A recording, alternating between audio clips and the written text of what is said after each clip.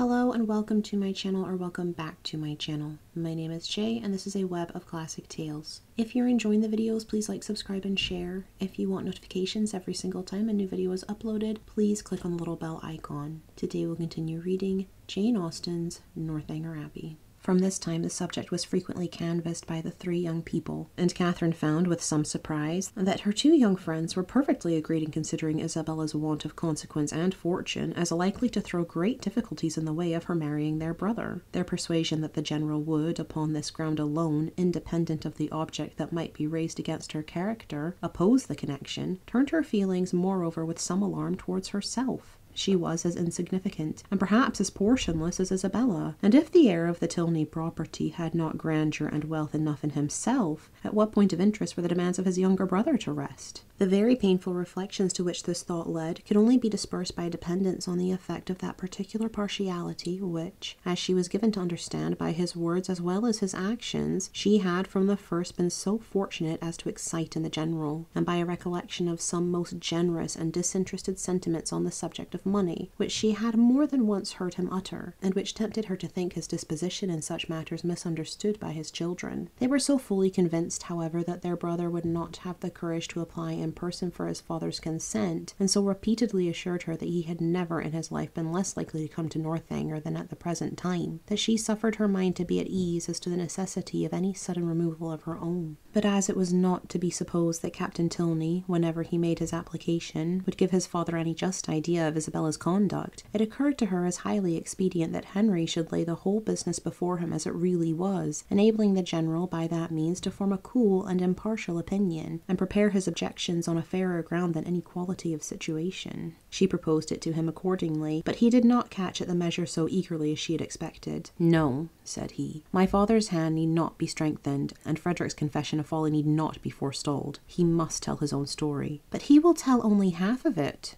"A quarter would be enough." A day or two passed away and brought no tidings of Captain Tilney. His brother and sister knew not what to think. Sometimes it appeared to them as if his silence would be the natural result of the suspected engagement, and to others that it was wholly incompatible with it. The general, meanwhile, though offended every morning by Frederick's remissance in writing, was free from any real anxiety about him, and had no more pressing solicitude than that of making Miss Morland's time at Northanger pass pleasantly. He often expressed his uneasiness on this head, feared that the sameness of everyday society and employments would disgust her with the place, wished the Lady Frasers had been in the country, talked every now and then of having a large party to dinner, and once or twice began to calculate the number of young dancing people in the neighbourhood. But then it was such a dead time of year, no wild fowl, no game, and the Lady Frasers were not in the country, and it all ended at last in his telling Henry one morning that when he next went to Woodston they would take him by surprise there some day or other, and eat their mutton with him. Henry was greatly honoured and very happy, and Catherine was quite delighted with the scheme. "And when do you think, sir, I may look forward to this pleasure? I must be at Woodston on Monday to attend the parish meeting, and shall probably be obliged to stay 2 or 3 days. Well, we will take our chance some one of those days. There is no need to fix. You are not to put yourself at all out of your way. Whatever you may happen to have in the house will be enough. I think I can answer for the young ladies, making allowance for a bachelor's table. Let me see. Monday will be a busy day with you. You will not come on Monday. And Tuesday will be a busy one with me. I expect my surveyor from Brookham with his report in the morning, and afterwards I cannot in decency fail attending the club. I really could not face my acquaintance if I stayed away now, for, as I am known to be in the country, it would be taken exceedingly amiss. And it is a rule with me, Miss Morland, never to give offence to any of my neighbours, if a small sacrifice of time and attention can prevent it. They are a set of very worthy men. They have half a buck from Northanger twice a year, and I dine with them whenever I can.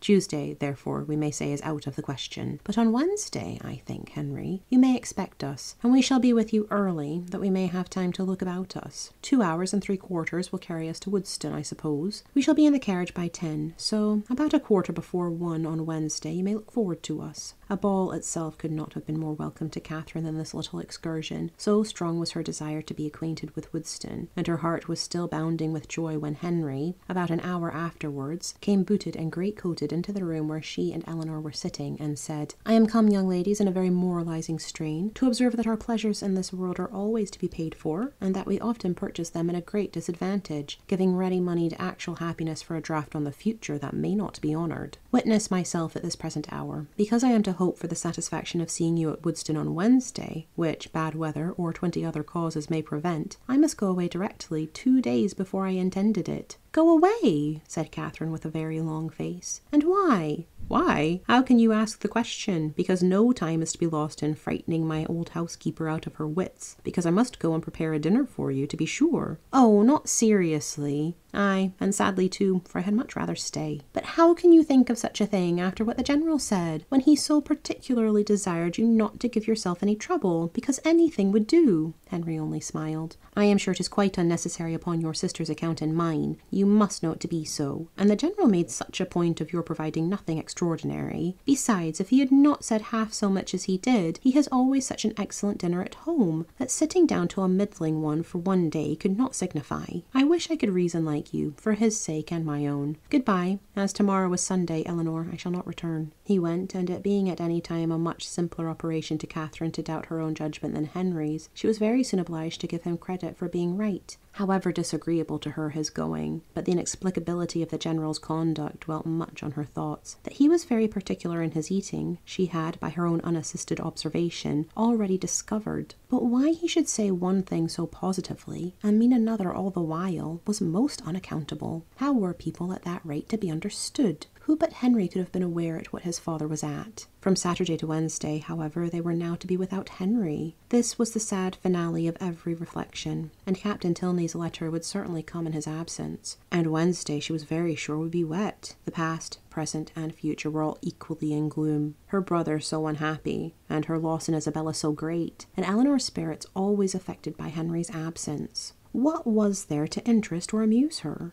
She was tired of the woods and the shrubberies, always so smooth and so dry, and the Abbey in itself was no more to her now than any other house. The painful remembrance of the folly it had helped to nourish and perfect was the only emotion which could spring from a consideration of the building. What a revolution in her ideas! She who had so longed to be in an abbey. Now there was nothing so charming to her imagination as the unpretending comfort of a well-connected parsonage, something like Fullerton, but better. Fullerton had its faults, but Woodstock probably had none. If Wednesday should never come! It did come, and exactly when it might be reasonably looked for. It came, it was fine, and Catherine trod on air. By 10 o'clock the chaise and four conveyed the two from the Abbey, and after an agreeable drive of almost 20 miles, they entered Woodstock, a large and populous village, in a situation not unpleasant. Catherine was ashamed to say how pretty she thought it, as the General seemed to think an apology necessary for the flatness of the country and the size of the village. But in her heart she preferred it to any place she had ever been at, and looked with great admiration at every neat house above the rank of a cottage, and at all the little chandler's shops which they passed. At the further end of the village, and tolerably disengaged from the rest of it, stood the parsonage, a new-built substantial stone house, with its semicircular sweeping green gates, and as they drove up to the door, Henry, with the friends of his solitude, a large Newfoundland puppy and 2 or 3 terriers, was ready to receive and make much of them. Catherine's mind was too full as she entered the house for her either to observe or to say a great deal, and till called on by the General for her opinion of it, she had very little idea of the room in which she was sitting. Upon looking round it, then, she perceived in a moment that it was the most comfortable room in the world, but she was too guarded to say so, and the coldness of her praise disappointed him. "We are not calling it a good house," said he.